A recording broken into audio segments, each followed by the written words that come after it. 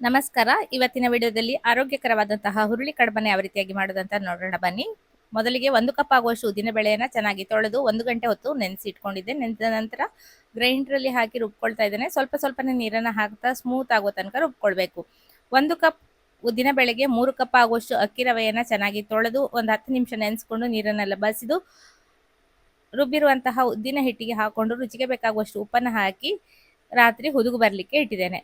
ನಂತರ 2 ಕಪ್ ಆಗುವಷ್ಟು ಹುರುಳಿ ಕಾಳನ್ನ ಚೆನ್ನಾಗಿ ತೊಳೆದು ರಾತ್ರಿ ನೆನೆಸಿಟ್ಕೊಂಡಿದ್ದೆ. ಮರುದಿವಸ ಬೆಳಿಗ್ಗೆ ಮಿಕ್ಸಿ ಜಾರಲ್ಲಿ ಇದನ್ನ ಹಾಕಿ ಒಮ್ಮೆ ಪೌಡ್ರನ್ನ ಮಾಡಿಕೊಂಡು ನಂತರ ಗ್ರೈಂಡ್ರಲ್ಲಿ ಹಾಕಿ ನುಣ್ಣಗೆ ರುಬ್ಕೊಳ್ತೇನೆ. ಇದಕ್ಕೆ ಮತ್ತೆ ನೀರನ್ನು ಸೇರಿಸುವ ಅಗತ್ಯ ಇಲ್ಲ. ಹುರುಳಿ ಚೆನ್ನಾಗಿ ನೆನೆದಿರೋದ್ರಿಂದ ನೀರನ್ನೆಲ್ಲ ಹೀರ್ಕೊಂಡಿರ್ತದೆ. ಅದೇ ನೀರಿನಲ್ಲಿ ರುಬ್ಕೊಂಡ್ರೆ ಆಯ್ತು.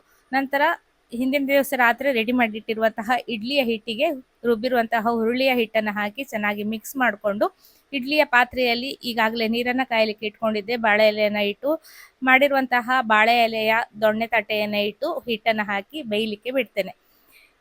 ಇದನ್ನ ಯಾವ ರೀತಿಯಾಗಿ ಮಾಡೋದಂತ ಈಗಾಗಲೇ ತೋರಿಸಿದ್ದೇನೆ. ಹಾಗೆ ಹಲವಾರು ಕಡುಬು ರೆಸಿಪಿಗಳನ್ನು ತೋರಿಸಿದ್ದೇನೆ. 25ರಿಂದ 30 ನಿಮಿಷ ದೊಡ್ಡ ಉರಿಯಲ್ಲಿ ಬೇಯಿಸ್ಕೊಂಡ್ರೆ ರುಚಿಯಾದಂತಹ ಹುರುಳಿ ಕಡುಬು ರೆಡಿ. ಡಿಟೇಲ್ ಆದ ರೆಸಿಪಿಯನ್ನ ಈಗಾಗಲೇ ಮಿಸೆಸ್ ಭಾಗವತ್ ಯೂಟ್ಯೂಬ್ ಚಾನಲ್ ಅಲ್ಲಿ ಶೇರ್ ಮಾಡಿದ್ದೇನೆ. ಇದನ್ನ ಚಟ್ನಿಯ ಜೊತೆ ಅಥವಾ ಉಪ್ಪಿನಕಾಯಿ ರಸ ಹಾಗೂ ಎಣ್ಣೆಯ ಜೊತೆ ಸರ್ವ್ ಮಾಡಬೇಕು. ತುಂಬಾ ರುಚಿಕರವಾಗಿರ್ತದೆ. ಖಂಡಿತ ಟ್ರೈ ಮಾಡಿ ನೋಡಿ.